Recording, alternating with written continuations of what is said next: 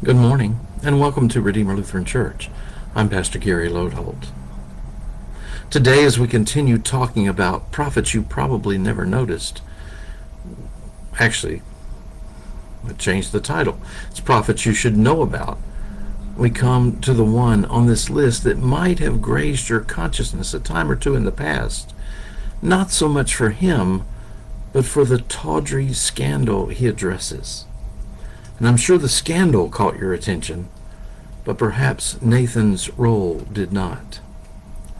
First, let's discuss the role of a prophet in Old Testament Israel.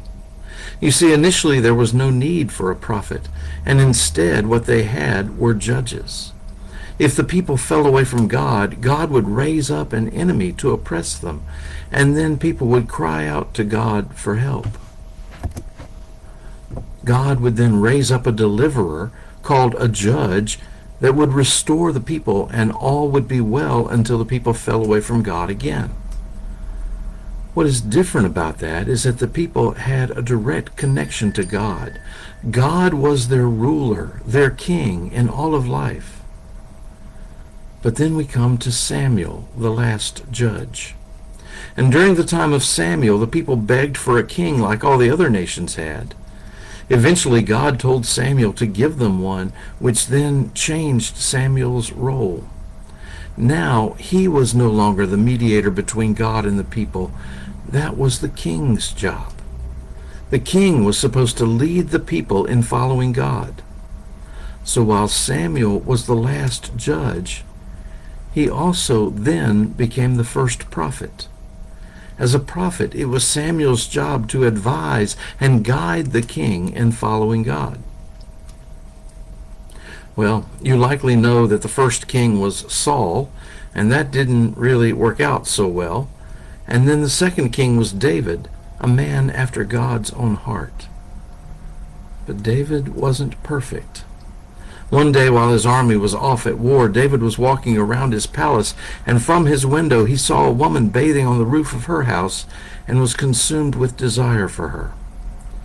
If you think it's odd for someone to take a bath on their roof, it was quite common in those days when houses were made of mud and windows had nothing to block the view of inside. On the roof of her house, the woman, Bathsheba, had every reason to expect privacy. But David's ogling eye found her. He sent for her and slept with her, even though she was already married to one of his soldiers fighting on his behalf, a man named Uriah. When Bathsheba turned up pregnant, David sent for Uriah to come home so everyone would think the child was his, and when that didn't work, David concocted a scheme to have Uriah killed in battle so the scandal could be hidden. But one of the prophets, a man named Nathan, knew or figured it out, or God revealed it to him, which put Nathan in a dilemma. How does one speak truth to power, particularly when power doesn't want to hear it? If Nathan spoke, he knew his life could be at risk depending on David's reaction. So Nathan went to David and said, "I need you to decide what should happen in a particular case." He went on to tell a story about a man who had one little ewe lamb that he loved with his whole heart. He treated it like a loved pet, and it even slept in the bed with him.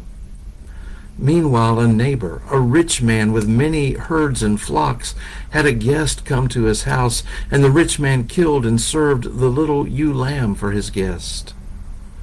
Then Nathan said, "What should happen to the rich man in return?" Well, David was incensed and said, "The rich man should die, but at the least he should restore fourfold." And in one of the most dramatic moments of the Bible, Nathan raised his hand, pointed at David, and said, "You are the man." Well, it turned out that David was devastated, and he deeply repented and eventually took Bathsheba into the palace to care for her. But this dramatic story points out the struggle with speaking to power. I'm sure you've heard the line that power corrupts, and absolute power corrupts absolutely. However, so often We want to impress. We want power to be in our favor, and so we gloss over what we don't want to hear or even to say. But that didn't stop Nathan. As powerful and impressive as the king was, Nathan knew a larger truth. Nathan knew God. In the book of Acts, Peter and John are arrested and told not to speak about Jesus. When they are released, they immediately begin talking about Jesus again. They are arrested again, and the authorities say, "We told you not to talk about Jesus." And Peter replied, "We must obey God rather than people." That's what Nathan knew. We may have all sorts of opinions, all sorts of politics, all sorts of viewpoints, but we have one God, and God's word is supreme. It's a word that calls us to accountability. It's a word that urges us into the way of love for one another. Thanks for watching, and remember to let this day belong to God.